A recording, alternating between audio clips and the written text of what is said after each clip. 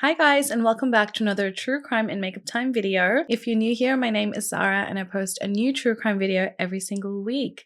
So if you love makeup guys and you love true crime, go ahead and hit that subscribe button. It would mean so much to me and I really hope you enjoy today's video. So today's case is actually a really well-known case here in Australia.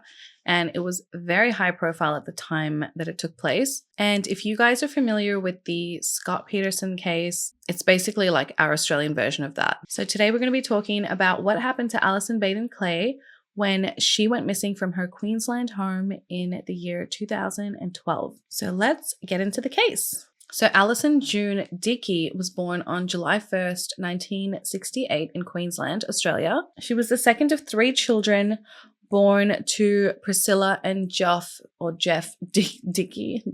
She grew up in the working class neighborhood of Redbank, Queensland, and at the age of only 4, she began her lifelong interest in ballet, and she even had the hopes of opening up her own ballet studio one day. But when she was 15, she was actually dropped from her ballet school. So she then spends her later years traveling the world and teaching English in foreign countries. And she eventually got a degree majoring in arts and then psychology. She spoke 5 languages: Japanese, Dutch, German, French, and then Swedish. And when she was 22 years old, she decided to take a job on an island called Heron Island. And that's in Queensland too. And it's like a tourist resort island. She had actually just returned from Japan, where she was teaching English for a year prior to that. And this island, Heron Island, I'd never heard of it and I live here. But it's tiny. It's like 800 meters by 300 meters wide. And it actually was like an uninhabited island until like some turtle soup factory opened up there. And then it turned into like a resort, like tourist island. And they got a lot of Japanese tourists at this resort. So Allison's sort of plan was to work at this Heron Island tourist resort and just for a couple of months just to earn enough money and put her, Japanese language skills to good use. Ian Drayton was a scuba diving instructor who had been working on Heron Island for a while, and he loved this job because it was so different to his previous career of being in the Australian Army. He had so much freedom. He was just a scuba instructor, living the island life. And when Allison left the mainland, she was not intending to fall in love. She, was focused on her career, and she had high hopes of becoming successful, in ballet, opening up this ballet studio, preferably being on a stage somewhere. Ian too was not looking for anyone. He was just trying to live the chill life.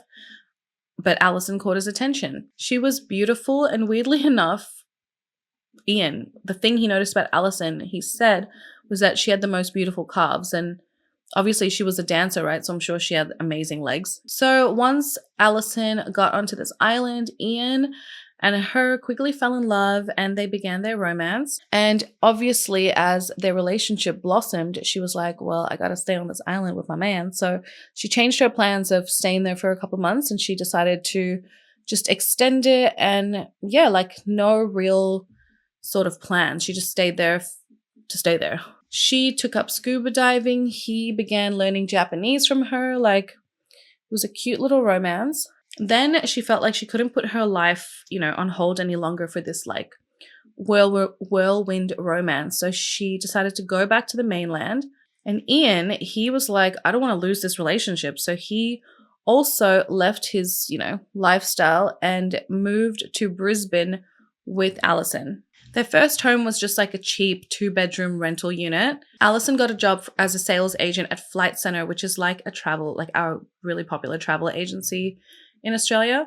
Ian got a job in real estate, and not long after, in 1991, the two of them bought like this large family home together. And they bought this family home because they were anticipating that they were going to, start a life together, start a family together.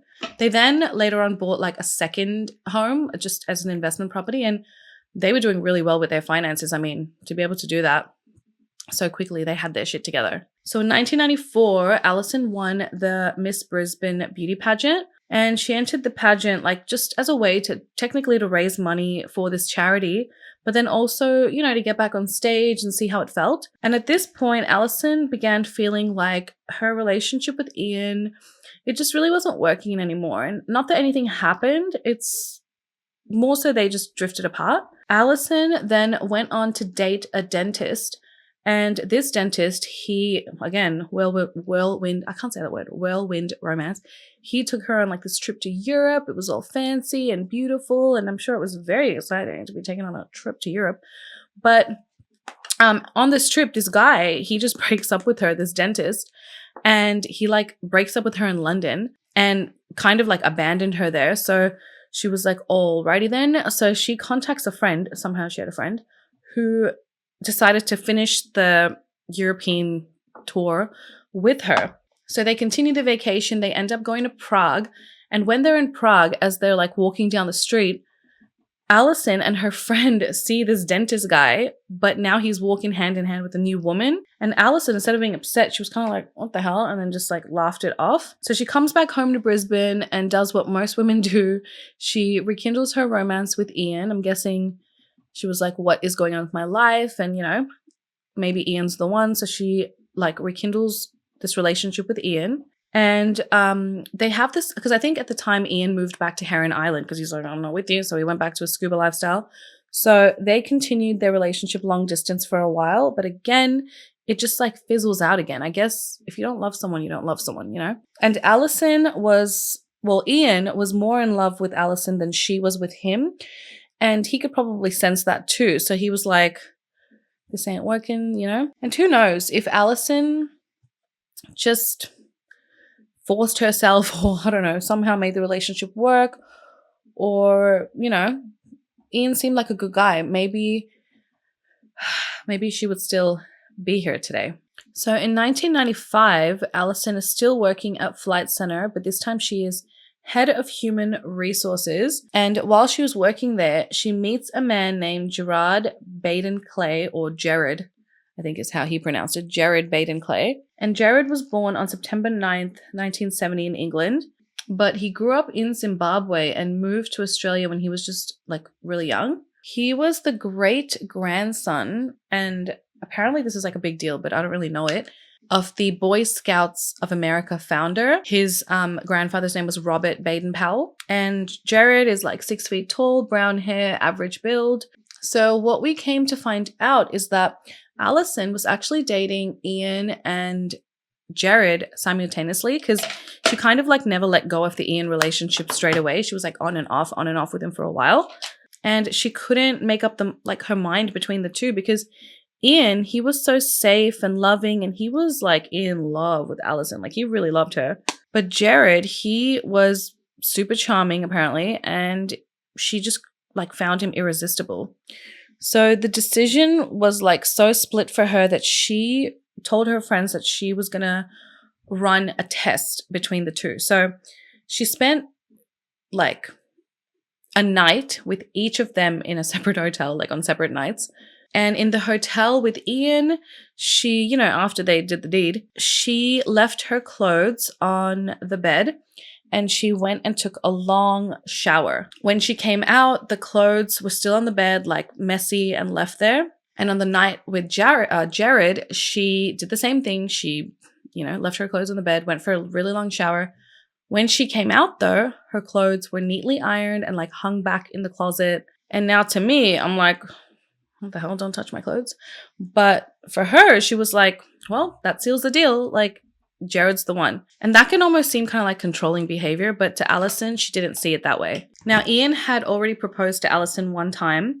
Obviously, that relationship didn't work out. But then when Gerard proposed to her, you know, her second proposal, essentially, she told him, okay, just give me a week to think about it. So she wasn't hasty in this decision.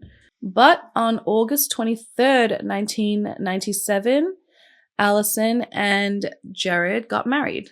And after Gerard and Allison got married, they actually moved to England for a little while, and then they moved back to Australia in 1999. From their marriage, they had 3 girls. And I mean, look at this family photo, guys. Like, looking at this, don't you feel like this is bad juju? Because I mean, these marriages that fall apart, or like these men that kill their wives, they always have a photo like this. I always say to Jay, like, oh my God, we never have any like family photos. Like, how do those families do it where like they stand there and then they have their toddler like at their feet and they're just like smiling for the camera? And I'm like, my son is so freaking difficult to take a photo. Like, he'll do like something stupid and like it just doesn't look good, or he'll just like run around in a circle. And I'm like, how do you take a photo? Like, how do you take a family photo? Like, if you guys saw my pregnancy reveal, like that photo was so difficult. That's why we cut our heads off for both, because like our faces were probably like all stressed out. So like, I don't know how people do it. I can't sit there and be like, Carter, you know, don't move and like whatever. But maybe it's a good thing, because these freaking family photo shoots, I'm telling you, it maybe isn't a good thing. Maybe we should all avoid some family photo shoots, like at least these fake ass ones, you know, these like in like studios. I don't know. So anyway, as we all know, this marriage between Gerard and Allison would not be happy for very long, otherwise we wouldn't be talking about it. Allison stopped working shortly before the birth of their first daughter in 2001, and it was then that Gerard, he turned to real estate to provide for his family. Gerard ended up co-owning a really well-known real estate franchise, actually known as Century 21, which is still active till today. And he would eventually form a partnership where he would handle the finances for this company. So he was a pretty big deal in the company. His role was the managing director. Gerard was the perfect salesman, and his favorite product was Gerard. He was a successful businessman, a loving, husband, doting father, just a community leader in the area. He was known to rub shoulders with wealthy politicians and entrepreneurs and just people with money. He would go and like talk in schools, and talk about how he achieved his success. And, he was into himself. Let's just say that. And he was so into himself that, he loved the fact that his grandfather was so well known. So he would often bring up the topic, I'm my grandfather's son. Like, he would always bring up his grandfather's name. Now, while Gerard is out here, feeling himself, Allison is at home, like struggling with her identity, feeling lonely. Like, she was now a mother, and that's not really easy for a lot of women. It's hard. It's a hard adjustment to make for some. In her journal in December 2010, she wrote, friends think we're all together and we've got our shit together, basically. But I feel like a phony when I'm out with Gerard and his office staff. She probably just felt like he was putting on, this big show for everyone. And here she was like, not even feeling him, or herself. Gerard was always at work, making money was super important to him, and he was super important to him. And she just felt like she's there at home, just looking after children while he's out and about, and she possibly was just feeling unfulfilled. So they began going to marriage counseling, and actually, during these sessions, Gerard even spoke about leaving the marriage. Gerard claimed he was under extreme pressure at work, and he was actually under so much pressure that he actually began messing with the books. He was the finance manager. He even had to fire some employees to make, the business work. And they were struggling, so much so that Allison even had to come to the office to help out, with the business. He was desperately trying to save his business, but on the other hand, he's here trying to also end his marriage. He visited with at least 3 psychologists and told all of them that, he was planning on leaving his wife, but due to Allison's request, he persisted in the marriage and, persisted with marriage counseling in the hopes that it would help them. In Allison's journal, she actually wrote, "I would give anything for my husband to love me and make love to me." And then she also wrote, "I hate it when my husband treats me like shit. If only I had given more sex and put some more work into our marriage and not just been a mother."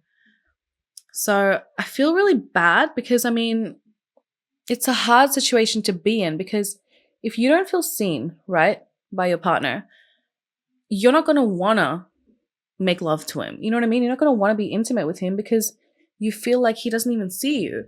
So in that sense, like, it's like a catch-22, because you can't fix the relationship. And if he wants sex, he's not getting it from you. Do you know what I mean? It's like it's a tough situation to be in.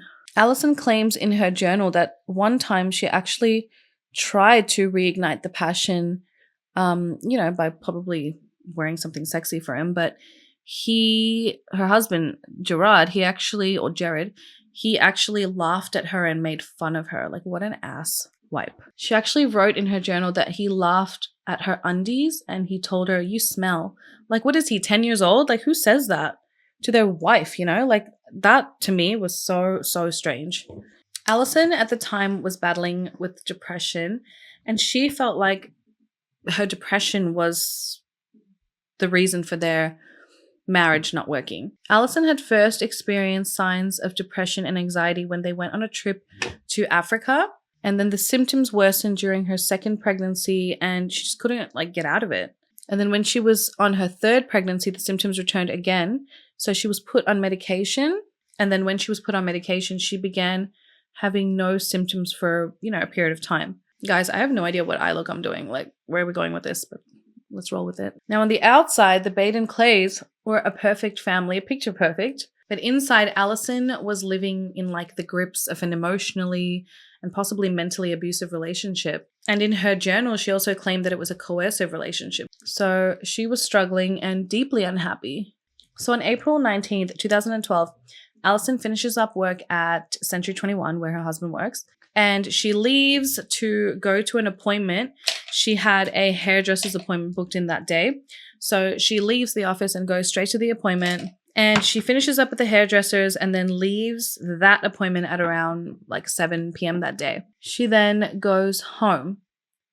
Now, the hairdresser claims that she seemed a little bit like stressed that day, not necessarily worried or upset, but just a bit stressed out. So Gerard, he finishes up work and then he goes separately, like by himself in his own car. Allison, she returns home, she puts the girls to bed, she reads them a book, good night.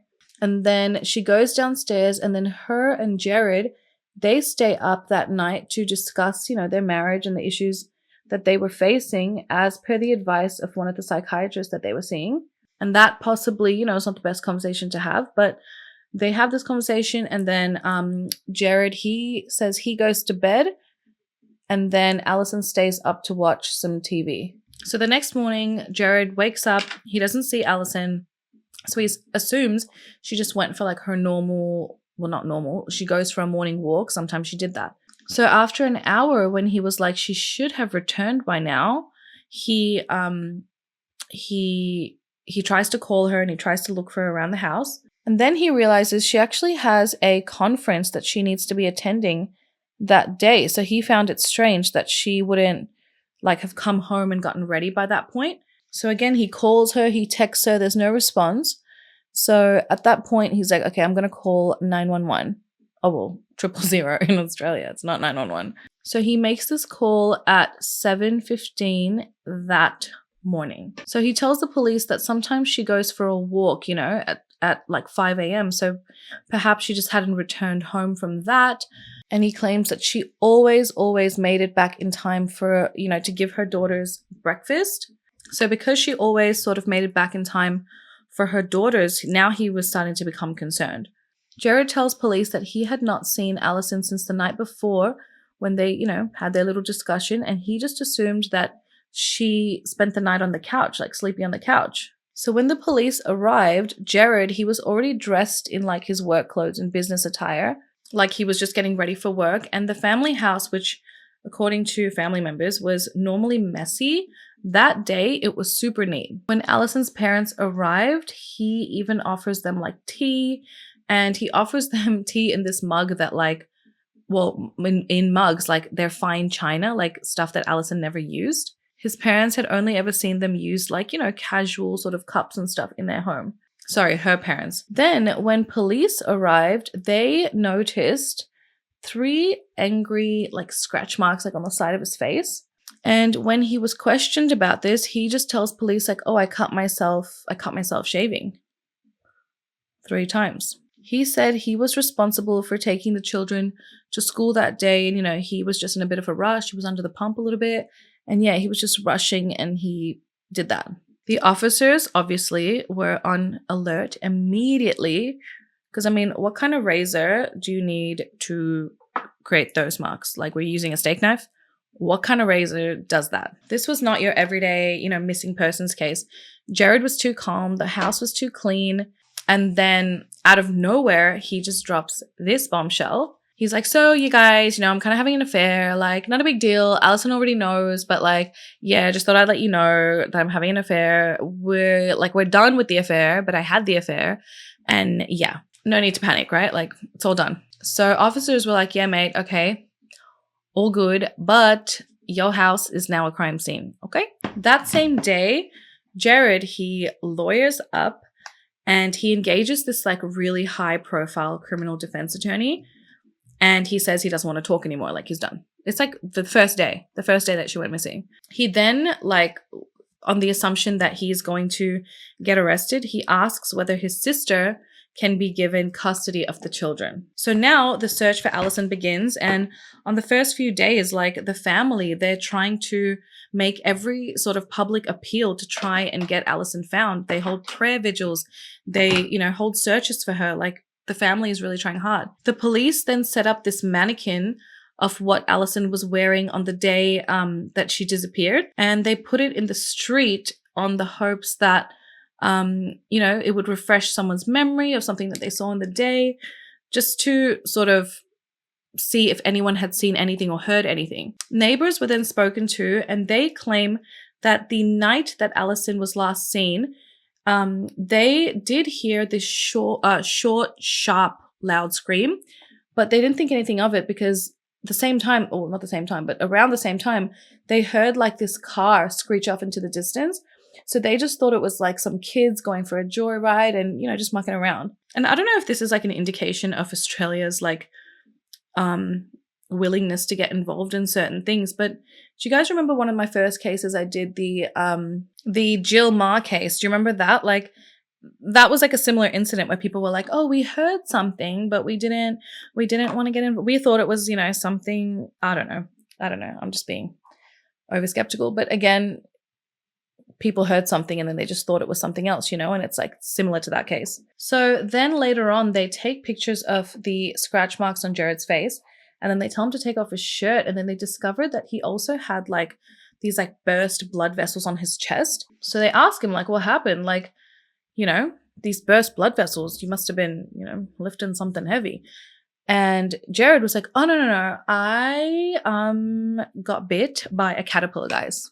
It's a caterpillar bite. That caterpillar was so mean and like had the audacity to bite him. Like, what a mean caterpillar.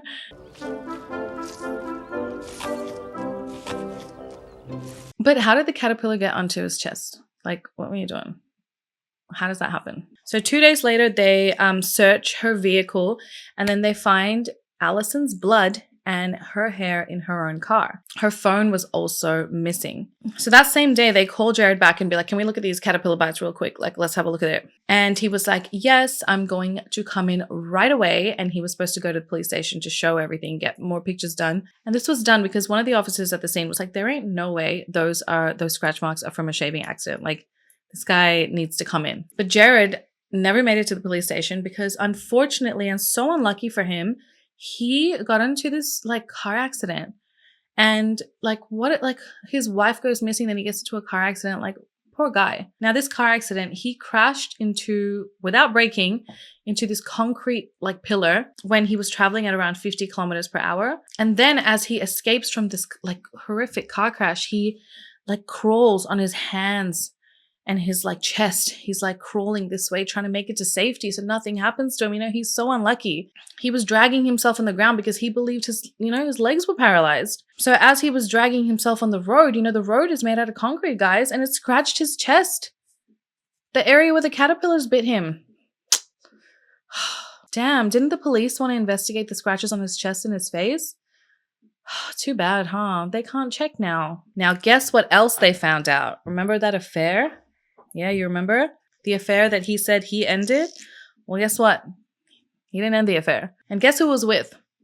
He was having an affair with a work colleague. And this woman had been working with the family for years. And her name was Toni McHugh. And Toni was also a married mother. And the two of them began their affair in August of 2008. And the two of them, Toni and Gerard, they would just like bond over their marital issues and like how miserable they were in their marriages. Gerard told Tony that he was only staying in the marriage for his daughters and that he never loved his wife. Tony ended up leaving her marriage after 17 years together in the hopes that, Gerard is going to leave his too. And Gerard had actually promised Tony that he was going to be leaving his wife Allison and then he was going to marry Tony one day. So 3.5 years later, Allison finds out about this affair, and this resulted in not only Gerard and Tony ending this affair, but then Tony had to be fired from Century 21. And she was fired in October of 2011. So this is April 2012 or August 2012. Where are we at? So then 4 months after she was fired in 2011 of October 2011, Gerard and Tony reconnect. They met at a coffee shop. Gerard shows up not wearing his wedding ring. He tells Tony, I love you. I'm going to leave Allison. I promise. And then in the past, he had said, I can't leave Allison because she suffers from depression and I don't know what she's going to do. And he actually also establishes this fake email account so the two of them can communicate secretly. Gerard liked to put on this perfect appearance of being this middle-class, devoted father, devoted husband, loved his family, and his standing in the community and how the community saw him was super important to him. But the reality of his existence was something different. Gerard had obviously reignited his relationship with Tony, and on the surface trying to have this perfect relationship. He's a perfect husband. He honestly would degrade Allison in front of others too. During some business trips that Tony and Gerard would attend together, they would just openly be affectionate with each other, not giving a shit. Now, Gerard also owed a lot of money to colleagues and friends that he had borrowed, and at one point he tells his business partners that he actually is struggling financially and that the business was obviously struggling financially. And this shocked his business partners because they thought that everything was going well. And they just didn't get it because the business was doing really well. They had an excellent year and they just didn't understand where did all the money go? The company then needed to borrow money, and then they decided that the financial aspect of the company, nothing could be done without all three partners' signatures on any accounts. So basically Gerard wasn't allowed to be the only one handling finances anymore. And he was really upset by this. But if you're stuffing up the business, then you need to, face the consequences of it. When Allison's friends found out that Allison was missing, they immediately knew something was wrong. They were this doesn't make any sense. She would never have left her 3 girls. And they believed that Gerard had something to do with Allison's disappearance because, again, she would just never, ever, ever leave her daughters. In the 10 days that Allison had been missing, Gerard, was the grieving husband. That was a role he took on, but he didn't actually do anything to take part in searching for Allison. He didn't take part in the search. He did give a TV interview with his sister by his side, stating that he had done everything he could and he was helping the police as much as possible. Meanwhile, the forensic team made its way through the baden-clay residence and as well as his workplace. They collected, laptops, computers, hard drives, anything that they thought was relevant to the investigation. They also took computers from their home and where the 3 girls were still staying. One of the pieces of evidence that they collected was the razor blade that Gerard said that he nicked himself on 3 times on the morning of Allison being missing. And this razor blade, there was no evidence of blood on it at all. However, there was blood found in the car. There was Allison's blood and Allison's hair in her car, and this confirmed it when it was DNA tested. And then on the morning that Allison goes missing, after he speaks with the police, he immediately goes and books this doctor's appointment, and he takes the first appointment of the day, and it was at 8:30 a.m. So all of this happened super quickly. He only reported her missing at 7:15. What time did the police come? What time did, it just doesn't, it's so quick. So he goes to the doctor for the cuts on his face, and he wants the doctor to take a look at it. And the reception staff was informed that Gerard's wife was missing, and Gerard seemed to be in a massive hurry, and he tells the doctors okay, yeah, I cut my face while shaving. He just write a report and say that that's what happened. And he says that he needed to have this done because the police indicated that he should go and have his injuries documented, and he asked for a copy of the medical transcript. The doctor then writes in a statement that he cannot be certain that the injuries on Gerard's face happened while he was shaving, and he couldn't determine the cause because he felt it was unlikely that the cuts were from a shaving accident. After the appointment, his doctor actually notes that the injuries don't look like a shaving accident. They actually look more like scratches than cuts. Given that the doctor knew his wife was missing, he wanted to be careful in his sort of documentation of the event. So one witness comes forward. Her name is Melissa, and she had been involved in like a real estate deal with Gerard and his business. And she says after the business deal, Gerard tried to get Melissa to come and work for Century 21, his firm. But when she turned him down, he had another offer for her. He asked her to help him hire someone to kill his wife. When she asked, like, why do you want to kill your wife? He, like, never answered the question and he changed the subject. Like, who does this? This is a business, my dude. Like, who are you going to ask? Do you know anyone to kill? I don't understand why people are so stupid. Like, if, you really wanted to find a freaking hitman, wouldn't you ask a complete stranger, someone that doesn't know you, like in the street, a bad area, town, like ask someone, like, or ask a trusted friend. Like, who just asks a business colleague? To make matters for Gerard much worse, police also determined that, so he says he went to bed at 10 o'clock, right? So when you go to bed, what do? You take your phone and you put it on the charger. When police looked at the evidence, I don't know how they found this out. I mean, your phone tracks everything, and this was 10 years ago. They found out that his phone was plugged into the bedside table, charger, whatever, at 1:48 a.m., not 10 p.m. when he said he was going to sleep. But he never disputed this, and I find that strange. Like, I would have just been like, I went to bed at 10, put my phone there, but I woke up to pee, and I remember I just saw I didn't charge my phone, so that's when I plugged it in.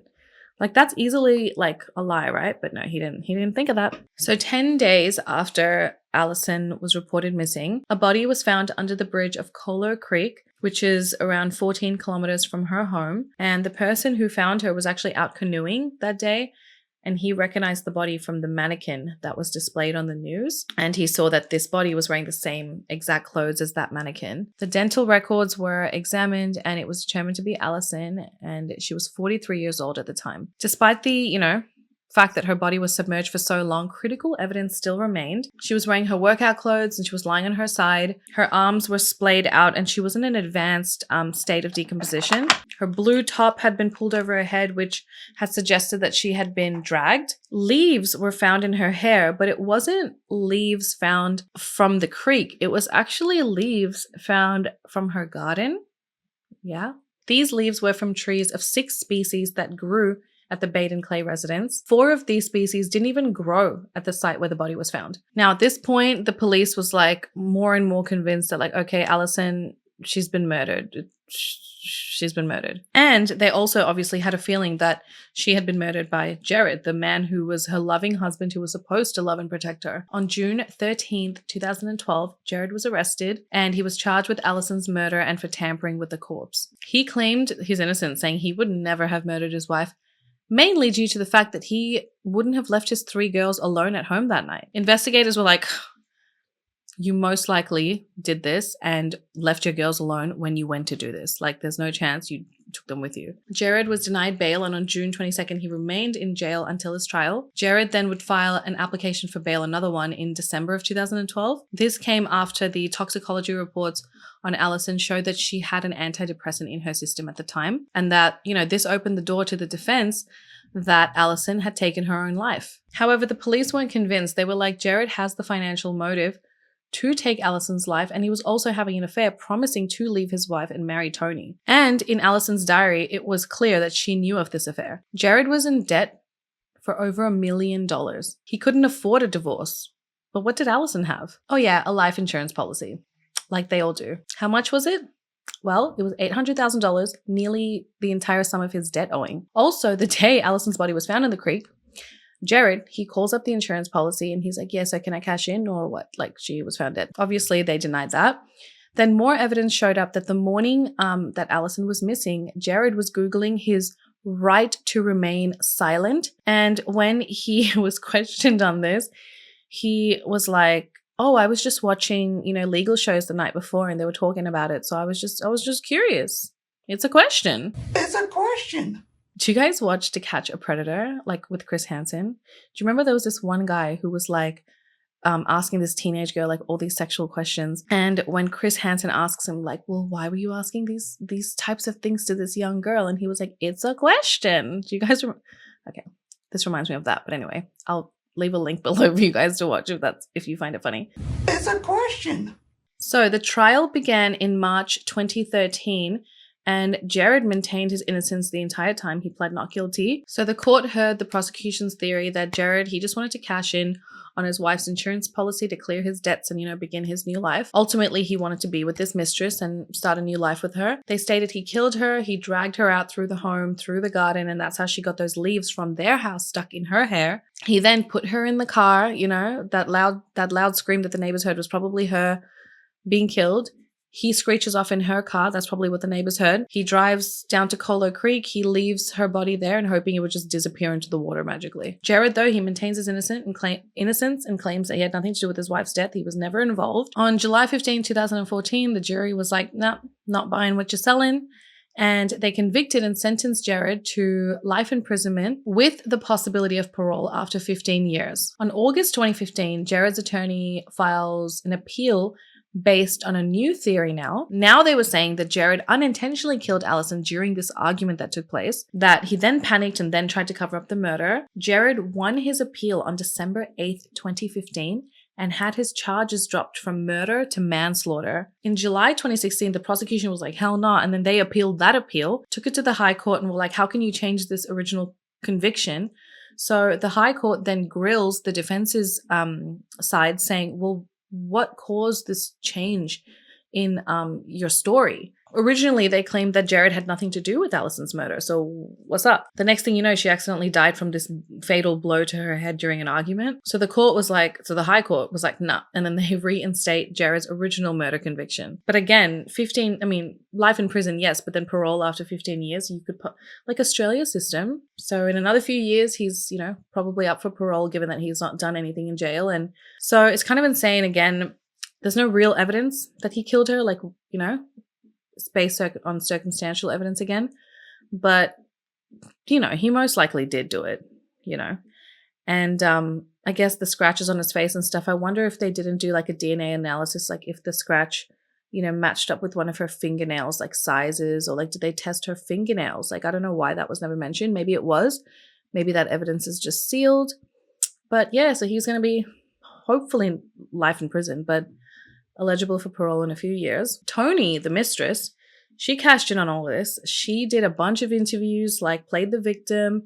She wrote a book, she really lived up to her 15 minutes of fame, So that's that. That is the story of Allison Baden and how she unfortunately married a douchebag and a narcissist. And again, we always end with those poor 3 girls knowing that their father is an asswipe and that they're going to forever have men issues, they're not going to trust men. Why do we hear of these cases every other day? Don't people learn? It just seems like most people think taking a life is the easiest form of a solution. Don't they think of the consequences? You're going to take Allison's life. She has 3 daughters. Did you not think of those 3 daughters growing up without a mother? It's crazy. You could have fought the divorce in court. You could have just said, I don't have money, I'm in debt, You should have dealt with it if you got yourself into debt, to be honest. What about Allison's right to live her life? What about her trying to find her happiness? Just let her go, but you wanted to kill her.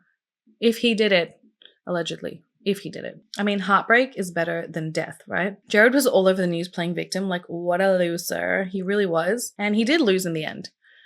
But so did Allison, and so did her 3 daughters and the entire family. Let me know your thoughts on today's case, guys, down below. Do you feel like it's so similar to some other cases that we've heard of?